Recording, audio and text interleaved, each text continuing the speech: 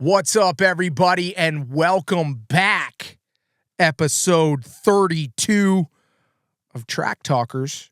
And we found out something brand new. Jet's still fast as hell. Yeah, that wasn't too much of a surprise. But Cooper Webb won. Hey, Paris Supercross. Cooper Webb is the king. If you see the results, or if you actually do some deep dive and not just look at Cooper Webb's Instagram, you'll see the real story. I mean, you will, and we're going to get all into that a little bit later in the show. But you know what I do want to talk about? ARENACROSS. ARENACROSS. The diehards, bro. The OGs of the sport. And you know who we have on the line today, Ty? Who?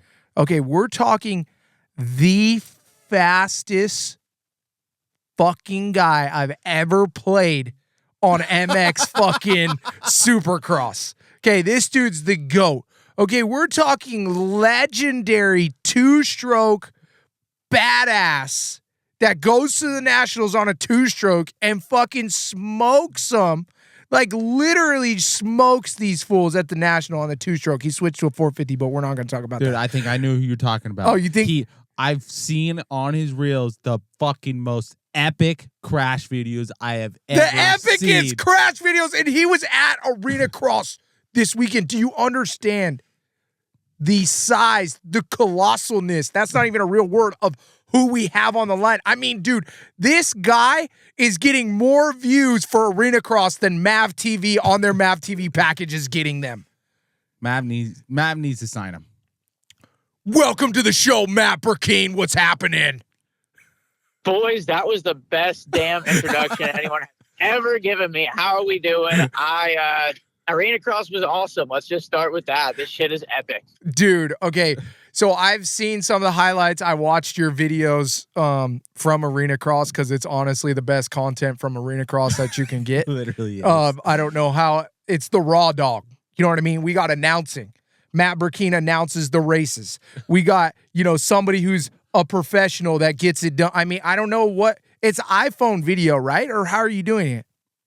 Yeah, it's all iPhone video, and then I edit it all on my phone too. So I do everything on my phone. So if that some bitch ever goes down, I'm screwed. But yeah, it's all an iPhone program. So what we need, right, is we need a collaboration with Apple to put on the billboard in LA that says shot on iPhone 12 or 15, whatever, right? I'll even just take a new phone because this one's like 2.5 years old. Like, we're kind of on the clapped out program right now. Oh, that's amazing. Shit. Okay, so we're going to talk about it because we're track talkers. But, dude, the attendance was like an all-time low this weekend, which is a total bummer. And I think between you guys, like, what do you guys think? I think with Vince Freeze, with Josh Hill on the e-bike, with the electric bikes, with Kyle Peters, with the competition, Potatelli, Brees, Noah Viney, Kalana Humphrey. We got some guys in ARENACROSS now, like a pretty good list. I think as Matt Burkeen promotes ARENACROSS and should get paid, should get a check, and everything goes forward, I think we're going to see a big upsell in tickets. Don't you guys? You going first, Ty? Yeah, I'll go first, Matt. I honestly, you know what's so, like, on a real note, I love the Matt Burkeen idea because that's ARENACROSS. And yes, that needs to be promoted because you would sell tickets, kids want to go see crashes, and you'll get people excited. But, okay, I lived in Reno for 3.5 years, okay? Every single time ARENACROSS was coming into town, I knew, like, the Thursday before. Yeah. I did not, maybe one year I saw a billboard, maybe another year one ad popped up on my Instagram. But, like, dude, what I don't get is, like, Kicker ARENACROSS needs to have a better marketing team and go to local tracks in the area or, like, local ride areas like Moon Rocks or, like, Sandbox or, like, Riverfront and put up just a simple billboard, just a little like, 10 by 10 right by the front gate, be like, hey, Reno Cross is coming in 2 weeks. Come out. And they'll get twice as many people there. They'd fill that thing.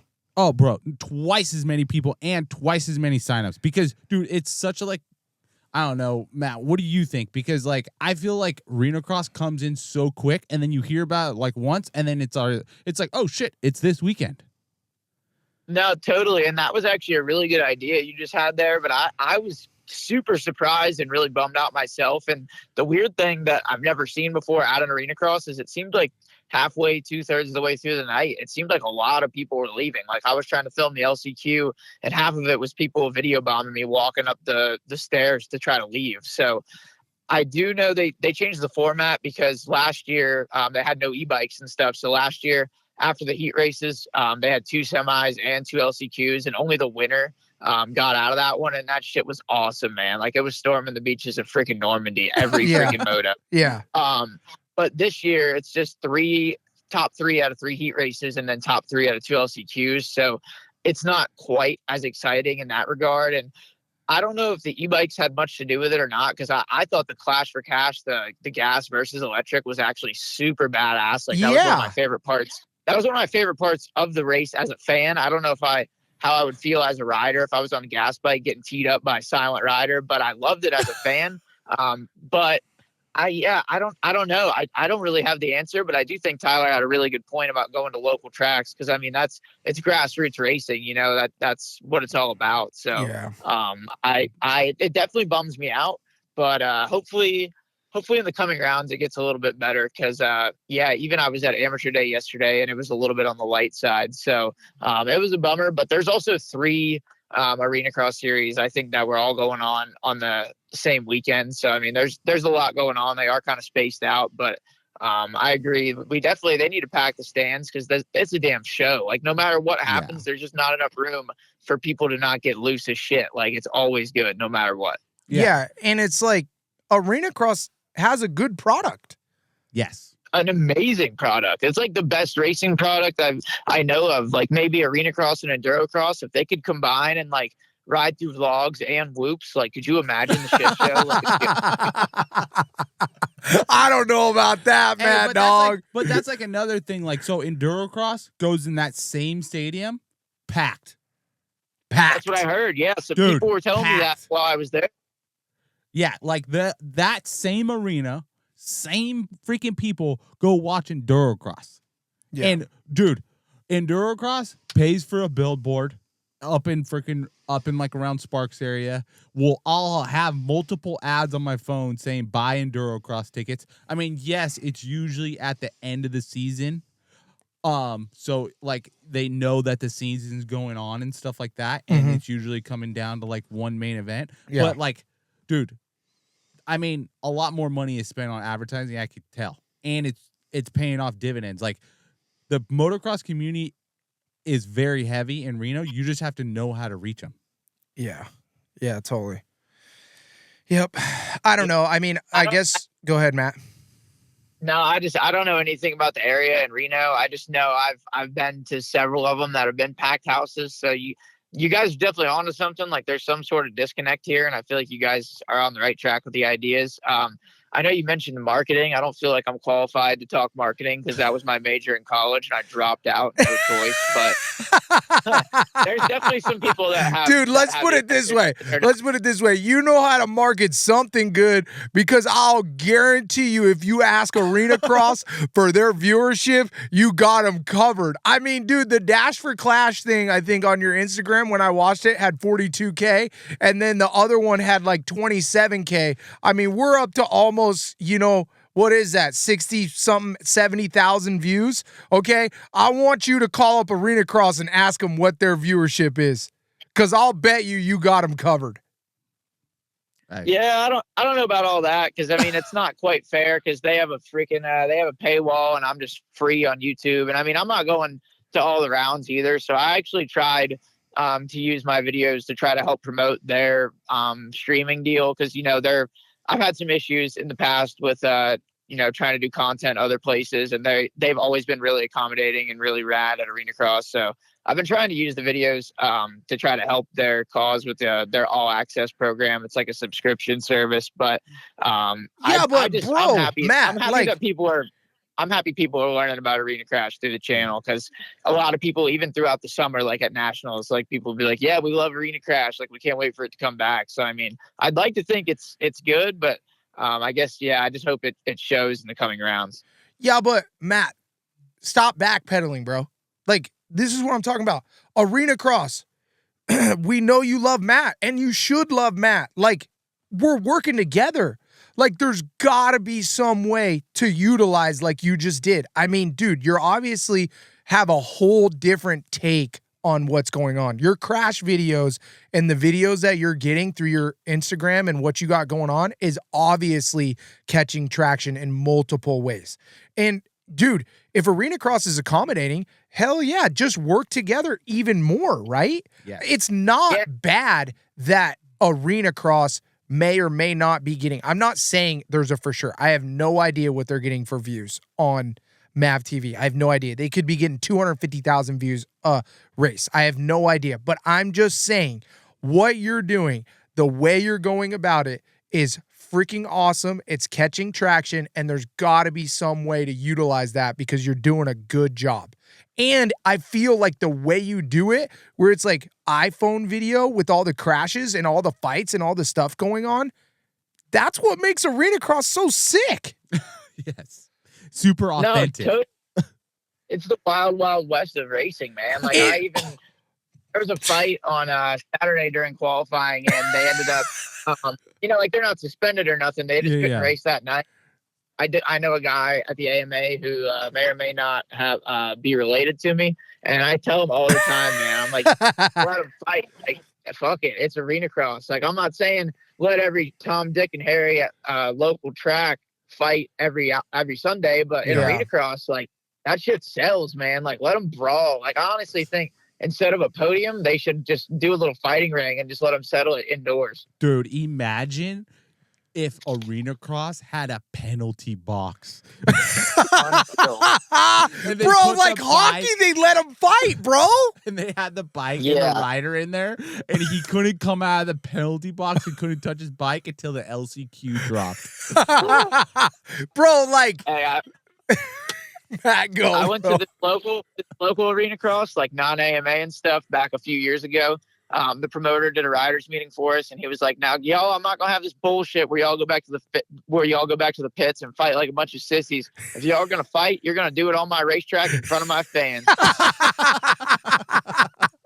Oh my gosh, bro, dude! The Wild Wild West is the perfect quote. They should be using that as the slogan for ARENACROSS. Oh God. Yeah, honestly, I would back it.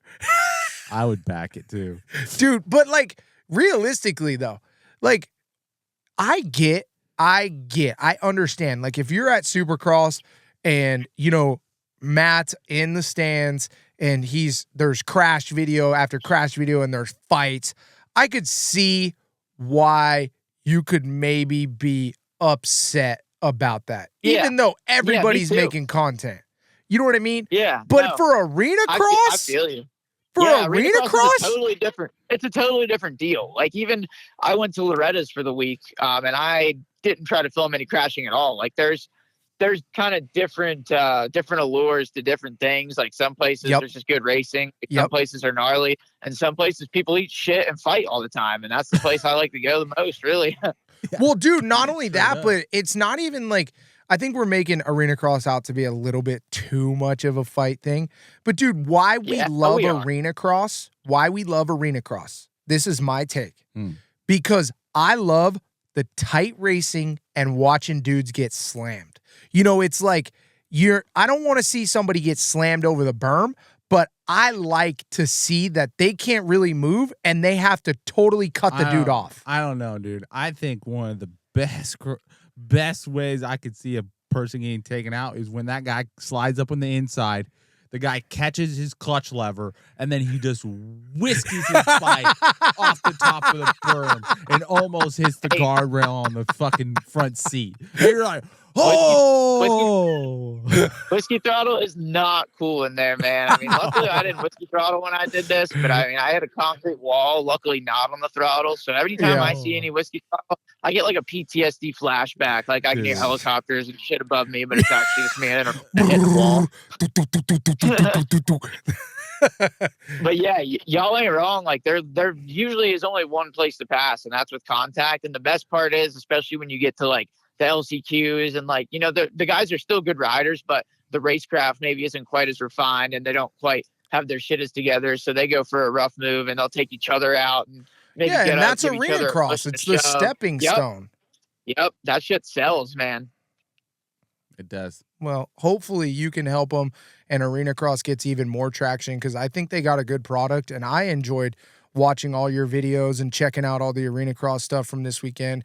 And obviously, you know, in the last episode, we talked about electric being the future of racing. Ty disagreed with me, but, you know, I got the chance to ride a Stark and I just was blown away with how good it is. I think there was a lot of comments that I agree with, that we're talking about the battery's not there and, you know, you still have to bring a generator to the track, which we obviously know. There's some things that go along with an electric bike that aren't perfect yet, but the technology, as the technology advances, you know, I just think that's the way. And it was cool to see, you know, the clash for cash. I thought it was cool. I didn't see anything wrong with it. I don't see anything wrong with it other than why aren't more pros signing up for it? Because they don't have Starks yet.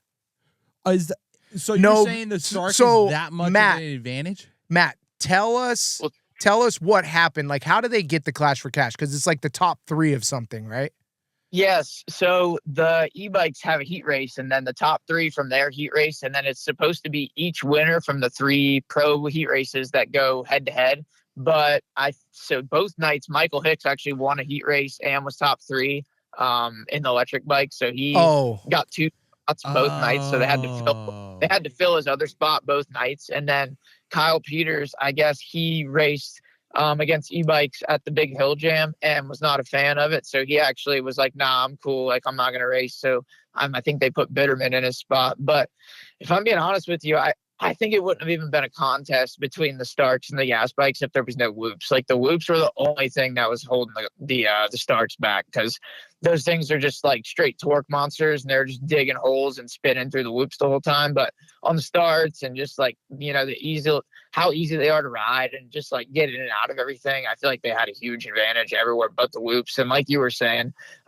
they're just so fun to ride. I mean, you guys know I'm a 2-stroke guy, so I'm not all like, oh, you know, rainbows and unicorns and electric shit. Like, I'm not all about that, but damn, they are fun to ride, like especially on a nice fresh track. It's kind of, it's hard to find a bike that you would have much more fun on. Like the 2-stroke's really fun too. It's all different, but I definitely think there's a place for it. But racing against the gas bikes is a little bit currently, I guess I'd say a gray area. Like a lot of people feel a lot of different ways about it, but everybody has an opinion, that's for sure. Yeah, like, so I guess what was your take on, because it was 2 nights of pro racing, right? Friday and Saturday? Yep. And I'm so glad they went back to the double headers. I hate going all the way somewhere and it's just one pro night. Like racers race, man. If you drag them all the way across the country, you line them up 2 nights, no choice. Yeah. So what was your take?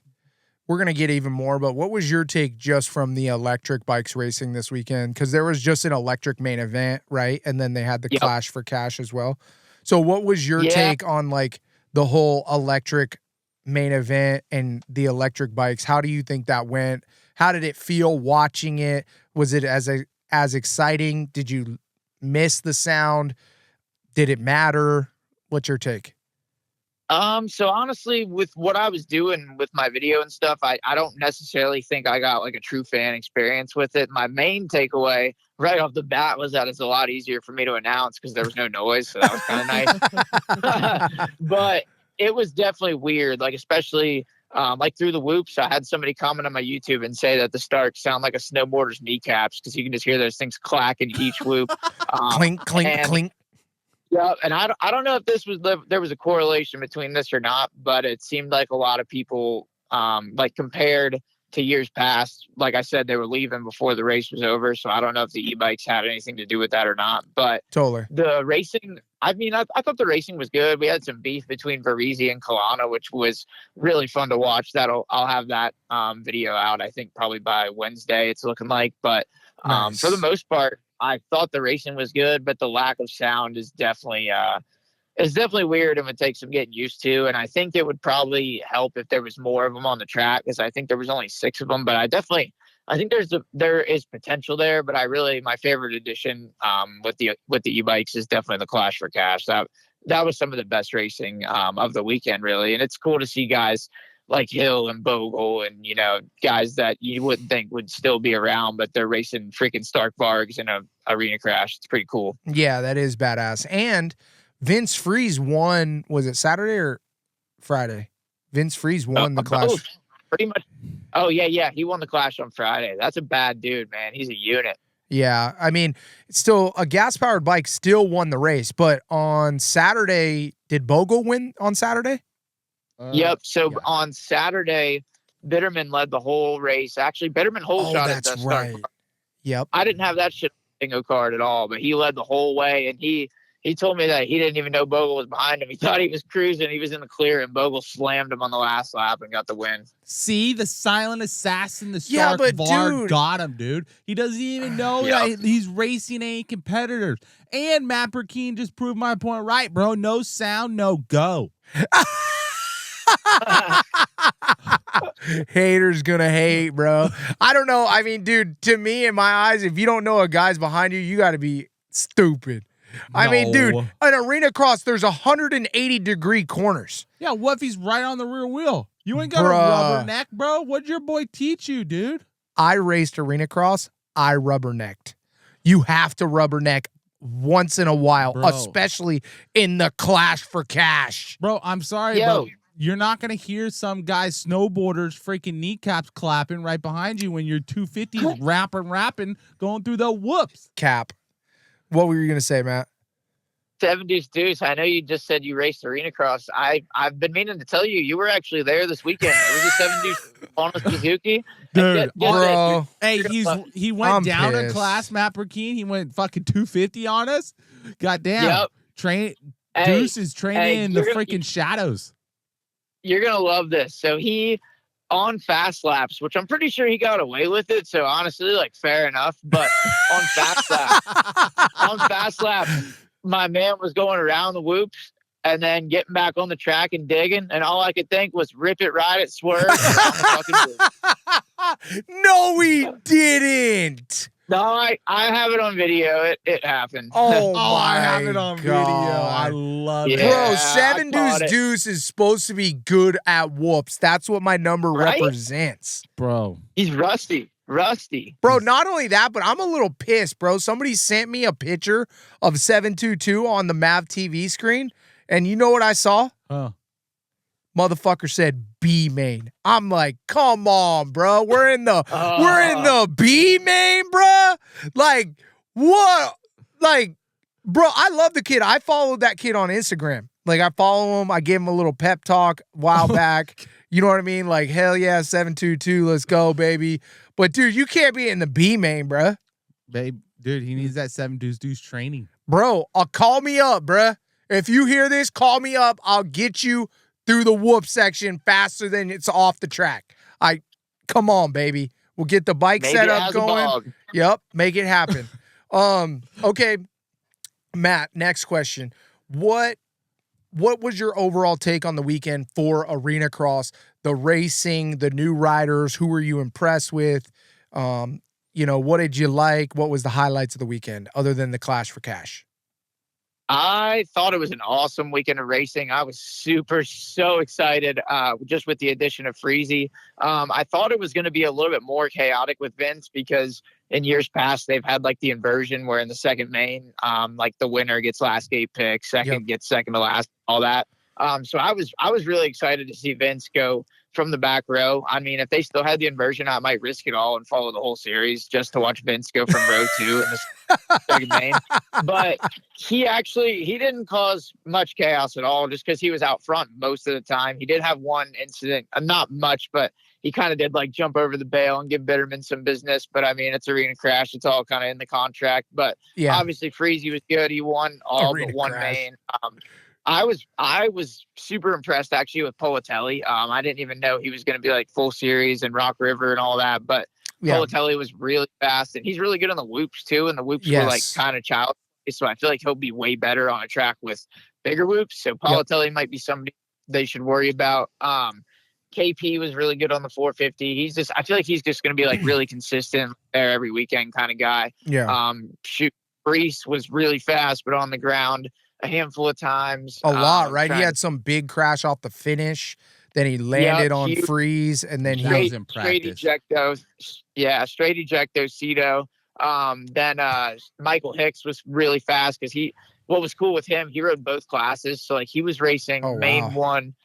He was racing main one on his 450, and his dad was sitting on the gate on his start bar. Like he would go do the podium interview and then go back on the gate, which I thought was badass. Like the dude raced a fucking 100 motos during the weekend. Gotta make that money, bro. Yep. And then I think the last real standout was Bitterman. He was good in that clash. He got like 3 out of 4 of the whole shots. I feel like he's an underrated dude, but he was really fast all weekend. And then I kind of expected a little bit more out of Wageman, but he was on a 250F, and I think he had a bike problem and had to ride the spare. So I heard something about him riding a 450 going forward. But I mean, look, I just talked about, I think like 7 or 8 guys. So I think going forward, it's going to be really good. Yeah, I mean, that's what I'm talking about. You just listed off some good riders. I mean, that's good arena cross action right there. Any one of those guys with the way that the track's set up and how short the lap times are, anybody can win.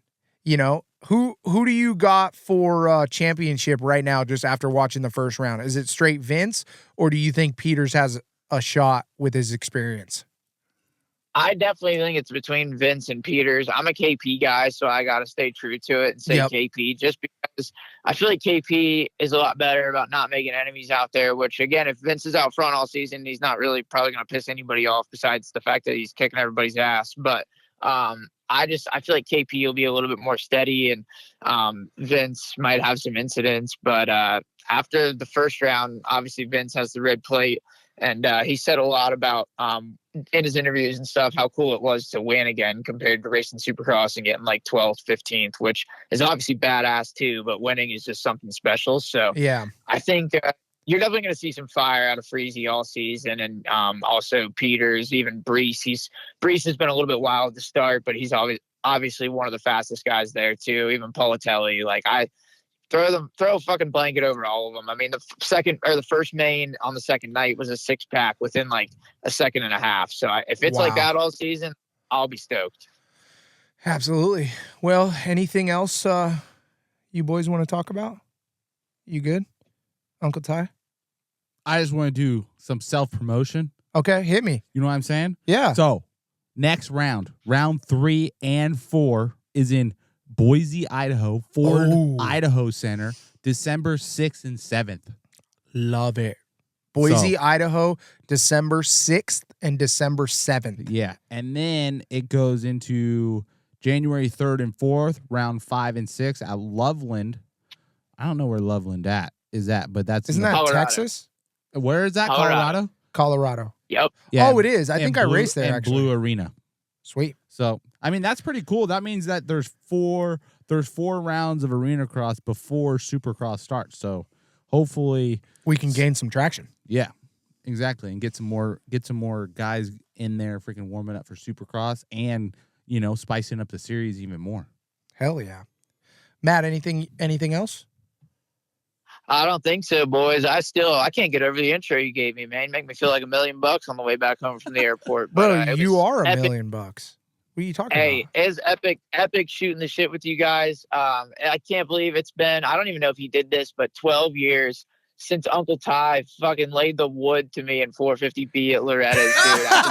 I've been packing Oh, that's I fucked guarantee you up. I was in your way. I guarantee you I was in your shit. way, so it's okay. Hey, But- maybe that first moto, second moto, I'm pretty sure I rode pretty good, and then third moto I shit the bed. I crashed like 4 times. But Yeah, Fuck. because you were stuck behind some fucking spode. dude, I was fucking I was young and dumb that time, but it was fucking Hey, fun. I had never gotten hit by anybody that size until that day. That's fucking making, man. Poor Matt dog. Fuck. Oh, fuck. We're big ass motherfuckers too. I It's- wasn't even that Hell yeah. dude. I was big back then, but I was still only like 180, 190 right there. yeah, but bro, for dirt bike riders, that's like colossal, bro. It's like the know. Jolly Green Giant I know. size. I did not give a fuck at that race. No, you didn't. You were fucking I remember savage. thinking I got hit by Tyson. Straight up. Oh Hey, shit. maybe not at 58 though. No, like a Damn. 38, Yeah. 28, I mean. Hey, Yeah, did you watch the Jake Paul Tyson fight? Nah, I did not. I was watching the same thing happen because Politelli and Hill were staging their own little deal, but it wasn't like a real fight. I think Hill just grabbed Politelli's helmet. Yeah, I So think it was Paul and BS. Tyson. Yeah, but I honestly don't watch any of that shit. I'm like kind of core with racing. Like you mentioned with the video games, like the only video games I'll play is racing shit. Like that's why I was so good at it. So I'm just a core racer, motocross, supercross, arena crash, enduro cross. I love If that it's he on two won't wheels, say on dirt arena bike, cross. Matt has to say arena crash. Fucking A. I have to. I have to. I mean, I'm thinking a rebrand is in order. Let's get corporate. I don't know. I'm not totally sure about that rebrand, but it might work. Matt, last thing before you go, bro, where can everybody find all your videos? Where can you get followed on Instagram? Give them the socials. So all my actually, I'll take that back. 2 of them, my YouTube and my Instagram, are just my name, Matt Burkeen. Obviously 2 words on YouTube, 1 word on the gram. I even post some stuff on Twitter from time to time. I think it's Matt Burkeen 820. Cool. And obviously with ARENACROSS just happening, you hear that? I actually said the real name that time. You did. But with that just going down, I still have a few more videos to come. I've got the night 2 video, and then I was there for amateur day 2. So I got 2 more coming from that. I don't know. I don't think I'll be able to go to any more of the kicker races except for maybe Daytona because I'm about to get my ACL done next month. So I'm probably going to be down for a little bit. I might be able to hit some local ones, but that's why, like I said, I've been trying to help promote the ARENACROSS All Access deal because I'm not even going to be able to cover it myself, even if I wanted to. So, I mean, Yeah. I know that's what I'm going to be doing is watching it on my computer. Cool. Yeah. Well, we appreciate you coming on the show, Matt. It was good catching up, bro. It was good hearing your voice again. Maybe we'll play some motocross and supercross on the Xbox here coming up. I doubt it because I got 2 kids now, so I'm pretty much jacked on that. But it was good to hear your voice and good to have you on the show. Hey, you too, brother. Much love to you boys. Keep up the good work, and thanks for having me. Hell yeah. Thanks, Matt. Have a good one. Yes, sir. You too. Peace. Bro. Matt's legendary, bro. Bro. I didn't even know Matt was a freaking rider at Loretta's. That's so messed up. Dude, no. You know what's funny? Or What? is like, bro, I raced Cade in that same class. Did you really? I swear to God, I'm pretty sure. Cade, I swear to God, I'm pretty sure. That's Hey. awesome. but like when I look back and I look at all the names like that, it's like, oh damn. Like I actually know that guy now. You know? Totally. Like I know who that is. Yeah, like that's your boy. Maybe not your boy, but we know each other. I can say what up to him, have Yeah. a conversation with him. Yeah, totally. We're cool. Where like you show up to Loretta's back in the day and you're like, No, who's dude, Cade Clisson? no idea. Who's Matt Burkeen, bro? This Yeah. dude just puts up crash videos everywhere. Yeah. No, Matt's badass. You've known Matt for a while. Well, not a while. Honestly, we met through Xbox. Yeah, I know. So, I've known him for a little bit and he's just a good dude. You know what I mean? yeah. Funny guy. Papa Burkeen Easy. always used to say what up to me thinking I was you. Oh, really? Yeah. That's so funny. He's like, I think you play video games with my son. And I'm like, like, nah. no, that's my brother. But What up? What up? Okay, We're let's cool still. yeah, let's get into it. Paris Supercross. de Paris. Yeah. Where, this is where we're going to start, okay? Hit me. Hype was real with the video going across the motocross Instagram of Jet Lawrence almost dying, seeing God skipping whoops. Bro, I'm going to post this video. I want you to see this really quick. So, dude. Are you going to post the video I'm actually talking about? No, not that video, but, well, it's a different video. It's like from the back. And, dude, the first night Jet was there, he was like trying to be like the GOAT. Like, and I'm talking go through this thing like way, way too fast. And Jet, he like, was wheeling 3N. No, but he didn't mean to do that. He did not mean. No, look it. Okay, so here's the first one. Okay, but now watch this. Okay, that looked good. What? And he's looking at his rear tire, which is the weird part. We're going to post this so you guys can kind of watch it. But, like, he's swapping out. And I think that was bike setup because the second night, dude was hitting the whoops like blew past Cooper Webb in the whoops. Yeah. It was probably a little bit. It had probably a little bit to do with bike setup because he said him and his brother both said that they really had like 5 or 6 days on the bike with full Supercross suspension. Yeah. What I kind of was talking with some people today at work, and I was like, bro, they say that, but then, Hunter Lawrence had the bike, 3 or 4 rounds in Supercross towards the end? And then they had the bike all the way through Super Motocross.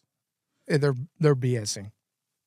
You know what I'm saying? Yeah, like come on. Like 5 days. When I say like when I was racing, I was like, yeah, bro, I got on last week. That really meant 4 weeks ago. I mean, tell me it's not the truth. It is it was the truth. But like what a lot of people don't realize is like, dude, these guys have no days off. No. I remember like one of our best seasons. We started practicing Supercross like back in like August. Yeah. For real. I want to show you this video too. So Tom Vial almost dies. Did you see that video? He does die, and the net saves him. I can't believe. So here's the video.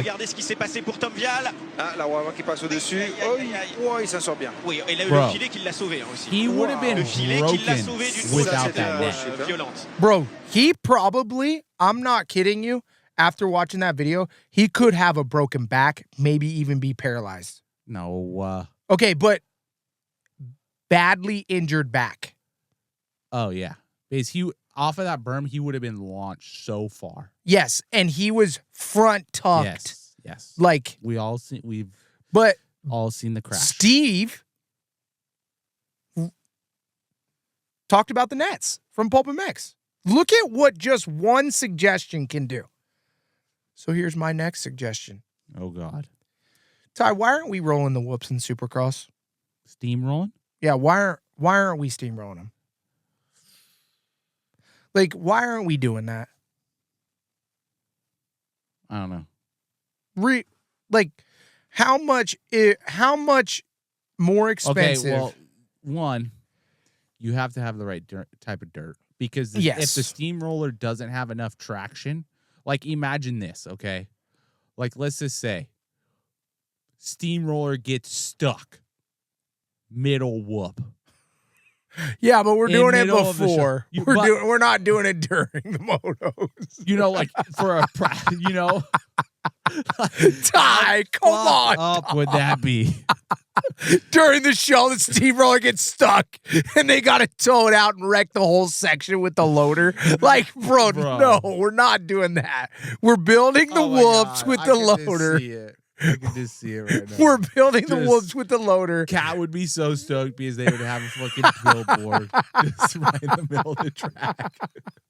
I love how you bring Cat into this. Like, oh, that's messed up. One, I think it's actually pretty technical. You definitely can't build them like how you normally build them. No, they have to have good transitions in the bottom. Well, one, they have to have good transitions, and then two, the taper from the peak has to be at a certain angle so the roller doesn't high center. Okay, but here's my thing that I did really like about it. Because the whoops were smooth, what did that make everybody do? Skip the whoops? Skim. Adam, but also, did you listen to any after the weekend interviews on Swap Moto Live? No. So on Swap Moto Live, they did the exact same thing as American Supercross. Tom Vial was like, yeah, they were really big during press day or their practice day, whatever you want to call it. And then they started getting smaller and smaller and smaller. But like what people don't realize is like you make them big and then you prep it and then they get smaller and smaller automatically. It's not that you make them smaller. Yeah. They get more compacted. The roost breaks them up. Like you build the whoops big and then over time the whoops get smaller. That's why like right now everybody's having their Supercross track rebuilt because like rain, riding, all the motos from last year, your whoops are fucking tiny. Yeah, they're itty bitty. Yeah, and all your dirt's in the middle of the transition, so they look small or they are small. Yes. So like, I mean, the problem is like people don't like big whoops are very intimidating, but that's what you have to start with because after day 2 or after the fucking LCQs and all the days of practice, like they are going to get smaller, significantly smaller, depending on the dirt you have. Yeah. So what's your point? I'm not getting where the correlation is. Where my point is like, I feel like one of the main topics is that everybody says whoops are built too gnarly, and that's why we have 9 whoops. But people just got to fucking realize that whoops are gnarly and just take a step back and be patient. Yeah. We can't keep on building whoops that are just super small and then they're just not existent in the main event in the sports. In the States, I mean. Yeah. I mean, that's a good point. I do agree with that. Because, like, I mean, for an analogy for somebody who hasn't been a Supercross racer and is just a fan of the sport, go outside, take a shovel, put a fucking pile of dirt in a pile, just a fluffy pile of dirt. Okay? If you stomp on it with your foot, right, it's going to go down. Okay? But if you drive on it after you stomped on it with your foot, then you drive on it with a truck, it's going to go down even more. Then you drive on it with a fucking semi, it's going to go down even more. So it's going to just keep going down as you compact it. And that's what's happening from free practice to the second free practice to the third free practice. Then they rebuild the whole thing where they take a tractor and they physically rebuild the whoops before the night show. Then they try to get in there. Then you got all the riders with the gnarliest Dunlop tires you could possibly get, taking chunks out of it. Then you got to, maybe prep a few little whoops here, but most likely not, all the way to the main event. And you got the best guys in the world hitting the gas harder than anybody else in the world hitting the whoops. Yes. And now you only got 9. Yes. And now you only got 9. So. Damn. I mean, make whoops great again, bro. Make whoops great again, please.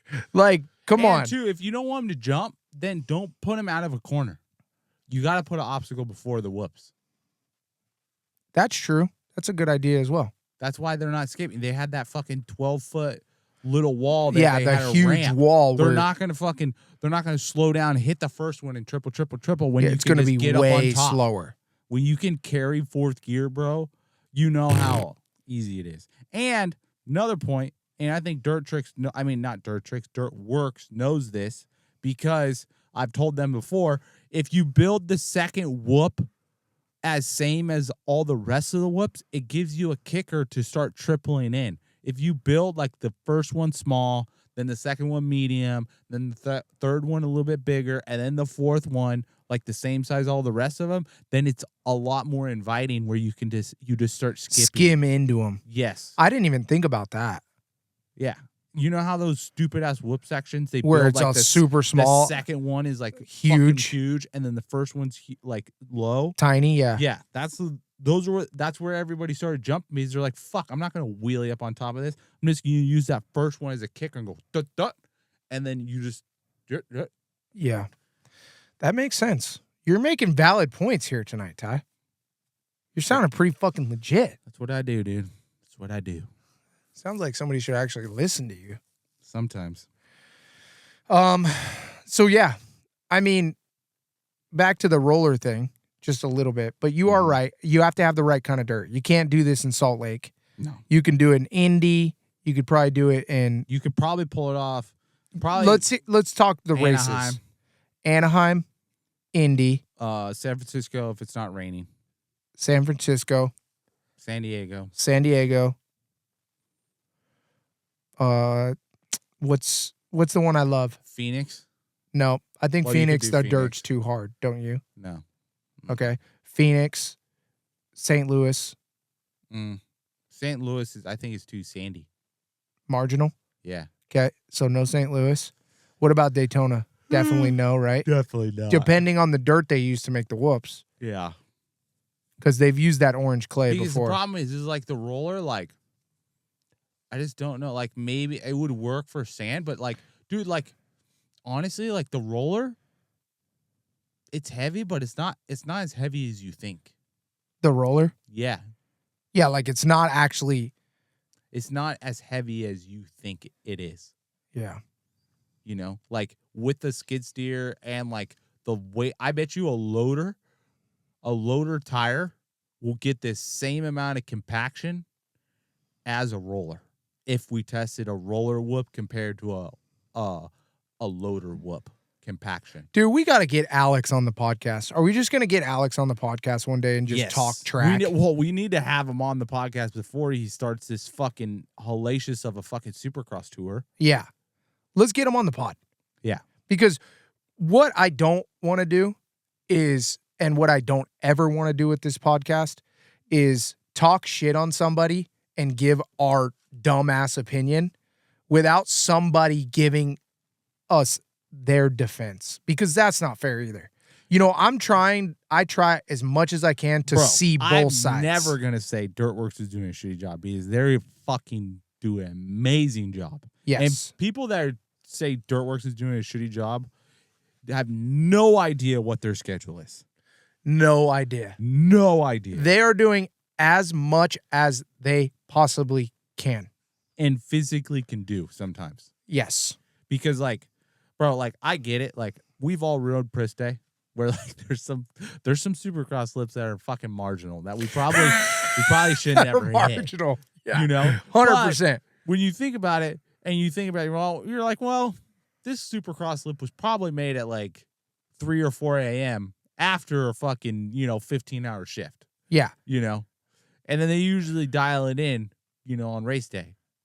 And another thing that we got to include as well is they're also not trying to compact the track fully. No. They're trying to like build the jumps with the least amount of tractor compaction that they can get. No. Well, I know they do that with the berms. Well, yeah, the berms. The singles, though? The rhythm sections? This is why we got to get Alex on the podcast. Bro, okay, the rhythm sections, bro, the reason why the fucking transitions are super fucked up is you have a flat surface, and then you have a loader that's putting piles of dirt on it, and then you're just trying to, like, yes, they're trying to make it sweet, but they're also trying to get it done in a freaking efficient fashion. Yes. They're building a whole entire Supercross track, 14,000 yards of dirt in fucking 3 days. And set it up. Yeah. Not even just build the dirt, Yeah. but also let's fucking put the gate together. Let's put the finish line. Let's put the timing loop in. Let's fucking get some flames in this bitch. Like, let's put some tough blocks on it. Let's put track markers on it. Yeah, and I mean that all happens in 3 or 4 days. And in Paris's defense, they don't have a race next weekend in a different area. You know what I'm saying? Yeah, and like they also have to then take that down. Yes. And clear out the whole stadium. So they got to put it up. They got to build the track. Well, first they got to lay down a bajillion pieces of plywood. Mm-hmm. Then they got sometimes though, it's usually the stadium. I could be wrong on this, but the stadium is usually in charge of either cleaning up the floor and doing that. So they are not doing that. That's why we got to get it. That should be all done when they get there. When they're getting there is when trucks are coming.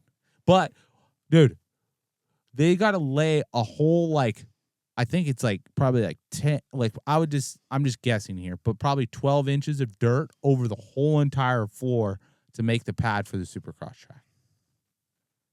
I mean, before they even start making the track. Let's put it this way. Getting somebody that doesn't know how to use a tractor just to be able to do that in 3 days is probably a huge feat. Yes. And they're doing that before they build the Supercross track and that they have to build in 3 days. Yep. So we're going to hound them on why they don't have a fucking roller. But we got questions. We're going to get Alex on the podcast. But getting back to Supercross Paris. Yep. Everybody said that this Paris was a lot gnarlier and very similar to American SX. Yes, which I think was true with the crashes and the whoops, right? Hey, Vial said he was fucking feeling good, and he just pushed it a little too hard that one time, and he's lucky that he got back up. That's what he said. I mean, that's a fact. That's a fact. He's going to need to be really good in the whoops, even if there is 9, if he wants to fucking beat Deegan. Okay. Yes, you're right. Another thing I want to talk about, Malcolm Stewart. Now, Malcolm Stewart did really freaking good. Really good. And really good. One of the second overall, right? One of the quotes from Racer X said, quotations, Malcolm is looking better than he did in the 2024 Supercross season. Okay. Here's my only thing. I don't want to get too hyped on Malcolm yet. Because I love Malcolm. I want to see Malcolm go fast. If Malcolm does good, it's good for Supercross. It is. It's really good. And just good for everybody because we got another competitor, you know? But here's my only rebuttal. Oh, my God. Here we go. And tell me if I'm wrong. I will. I know you will. But do you think that track was just the perfect KTM Husky gas track where that frame is so good on that? Because that dirt is just stick 'em, like turn you every direction. You know, was his bike just working extra good there? No. You don't think so at all? Mm-mm. You don't think that helped? You just think that this is a new Malcolm Stewart? I think I'll come at it from a different angle. Okay. I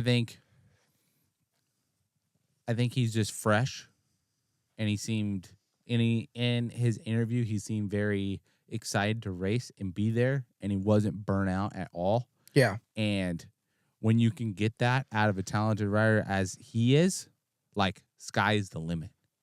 So I think it's just a new, motivated Malcolm Stewart, and it seems like the bike hasn't changed from last year, and they're probably a little ahead of the game of where they were at as far as setup for that chassis and for that bike from last year, so they have a better base to go off of. Well, and too, with all the changes that Chase had made, maybe that trickled down too, and then you got some confidence in your rider, because you're 100% right. I agree with you. If you have a rider that believes and is fresh and wants it, the sky really is the limit. If Malcolm is at a point in his life and his career where he really wants it and he's feeling fresh and froggy and like determined, yeah, Malcolm has the talent. I mean, his last name's Stewart. His brother's James.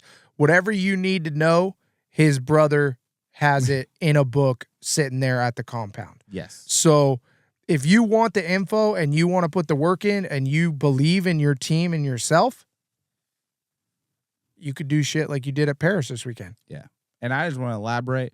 I mean, all these riders want it and want to win and stuff like that, but you do get into a slump and a semi-state of depression when you don't get the results you want, and it's hard to get out of that. And I'll let you elaborate more, but and on top of that, when you feel like maybe something or someone out of your control is holding you back, like the bike or the team or your trainer or your you're just in training a aspect. rut. Yeah. You're just in a rut. You're just in a rut, and you think you just need a breakthrough, and you do the same shit over and over and over, thinking that you're going to get different results. And the reality of the situation, you need to change your program and change your results, and that usually happens sooner than later. Yeah. But sometimes people are fucking stubborn, and they stick with it. But with that being said, that's where it's just a very, I feel like, very good state of mind that Malcolm Stewart is in right now. And if he can carry it in these next couple months and go through the gauntlet month of December.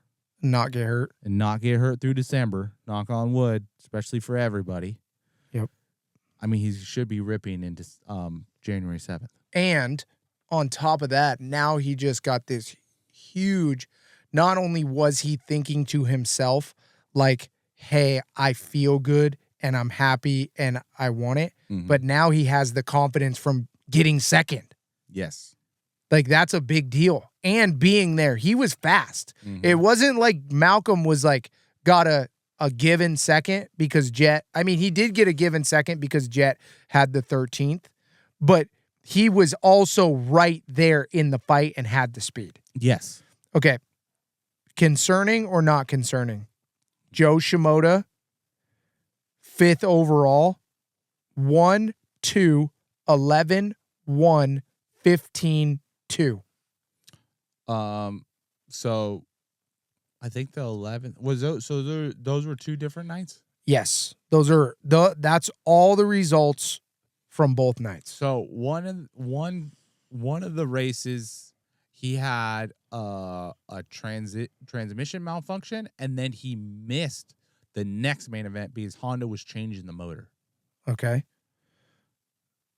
So, and his interview, Joe Shimoda's interview from Swap Moto Live, shout out Swap Moto Live. He said that he was feeling good. He is kind of ahead of the game as far as where he's at as last year, as far as like a base with him in the bike. Yep. And he feels good on it. And then he did have a scare with his knee where when he did go down in one of those races, probably that 11th or 15th, where he kind of had a dead leg on his knee. Yep. But he said that pain went away and he didn't have any symptoms or anything, so that was good. And he said that he learned more from getting second than he did last year from winning. Whatever that means. Well, let's just hope that was enough to motivate him to win the championship next year. Oh, I mean, dude, honestly, sideline fucking racer here, okay? Yep. If Joe Shimoda can just get on the podium, whatever coast he fucking wants to decide to race on, but if he can get on the podium on the first 2 rounds, bro, it's on. It's on. It's on. But I can tell you right fucking now, bro, he needs to drink that fucking Lawrence start sauce and figure out how to fucking get a whole shot. Right? Or just be top 5 every time, dude. Yeah. It's either fucking, I swear to God, dude, it's either he's whole shotting or up front or just dead last. Joe. We want to see the Joe show, bro. It's tough out here for Joey. It is. Okay. Concerning or not concerning? Hunter Lawrence, 4th place. Not concerning whatsoever. Don't care. No. He actually even said that he doesn't care and that this is more of like a fucking vacation for him and he's just kind of here to have fun and That's what I would say if I sucked. And too. he also. I mean, he didn't suck, but just Hunter was fast, bro. Bro, he was 5th. Yeah, no, he was 4th, but Hunter, like at the end of the year, dude, was like, I thought he maybe could beat his brother. Yeah, but I feel like that's where Hunter's a little bit more calculated, where he knows to risk it.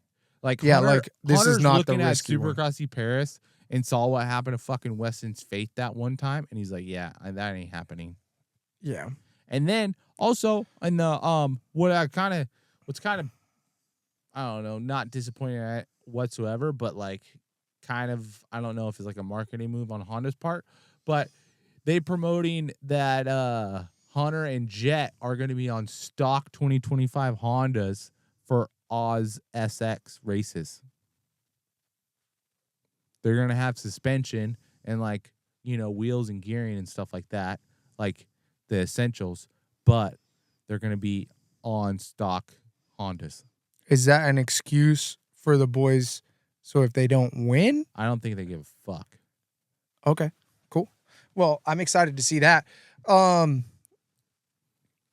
Last but not least, Cooper Webb. How did we feel about him? How did we feel about the new fly gear look? I like the new fly gear look. I think it'd be good. Oh, God, you're a hater. I am. I'm a hater. You're such because I'm a Thor guy. You're such a I mean, it's just different to see him in fly. Bro, you know what I mean? Before you were a Thor, you were fly. It's true. I don't know. Cool look. I'm glad it got changed up. It seemed like it freshened him up, gave him something fresh. Mm-hmm. Right? And I think this is honestly exactly what Cooper Webb needs, is like a little ass whooping, then wins. So he's like, that motherfucker's not satisfied. And he's just going to be thinking, like, those quick first corner, first lap moves, bro, they need to, like, I don't know if I need to write the book on how to beat Jet, but, like, that would be a move that I am focusing in on coming into this 2025 Supercross season. Pounce on him. If that motherfucker's in close to my front wheel, and, bro, take him out. Make him stop. Yes, stop him. It doesn't matter if the whole field passes you. Yes. Stop Jet and don't let him get in a rhythm. Yes. You got to he's in freaking like Emperor's Groove, bro. You got to break that groove. You have to. And discourage him. Dude, it's so true. Dude, you nailed it. I'm chopping this up.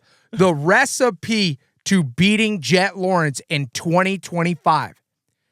Don't let him find a groove out front. Yes. Because if he... Stop him in his tracks. Break the groove. If you want to beat him, break the groove. Yeah, because he looks like he's out in Florida at the sandbox, wherever he trains, and is just ripping laps. He's at Chad Reed's old house that he now owns and called the 83 compound. 83 compound. He does. That's exactly what he looks like. He's looks just exactly clicking like off that. laps at his 83 compound track. With his brother in second. Damn. Yeah. So Cooper Webb 3. This is his results from the weekend. Cooper Webb 3, 1, 2, 2, 2, 3. Malcolm Stewart 2, 2, 3, 3, 4, 2. So he beat Webb in the last moto, but I'm sure Webb kind of knew that he had it wrapped up.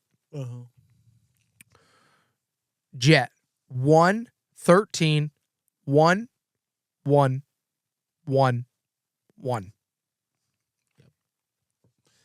Boy's quick, dude. So Cooper Webb did win, but he won, dude. He's still living rent free in all these fools' minds, and he's still fast AF. Yes. All right. Well, that's episode 32. Anything else? With the episode being 32, shout out Justin Cooper. The O'Neill gears looking fly.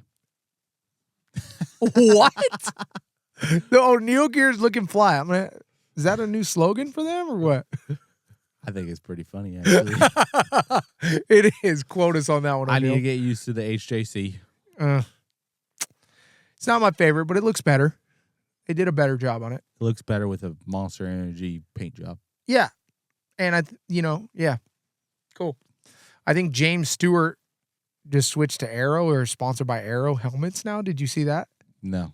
Yeah. Interesting. Does he still ride? Yeah, didn't know where that came from. Oh, Vital MX dropped Jorge Prado on the Monster 450 Cowie number 70. Oh, my God, dude. Doesn't he look so sick in that Fox gear? I mean, I wasn't super stoked on the pink, but he What? looks sick. He does look sick. And he's going to, dude, Bro, I can't believe Jorge you almost Prado forgot, dude. is going to be Ken fat. Roxon signs for another year. We read up, bro. He's not going to do Ducati. We read up, baby. We read up. We got Kenny one more year. Let's go, Team Suzuki. Come on. We got Kenny another year, baby. Hell yeah. Hell yeah. Any other news drop?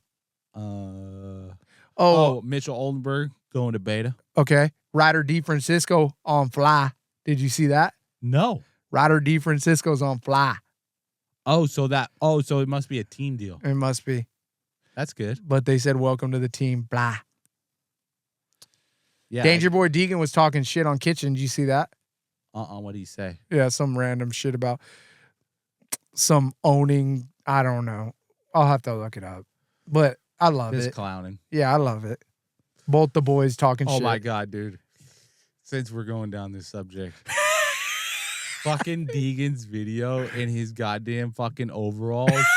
Trying shooting the gun. Yes. Oh yes. I'm here for it. I am so here for it. Oh, that's awesome. What's I loved it too. So next episode we're gonna get Alex Gillespie on or what? Dude, we have to. While he's on the downtime? Yeah. I mean, we got some guests that want to be on the show too. I talked to Joe. He said he'd be on the show. Talked to Juju. I think we gotta start clicking them off before the season starts. I know.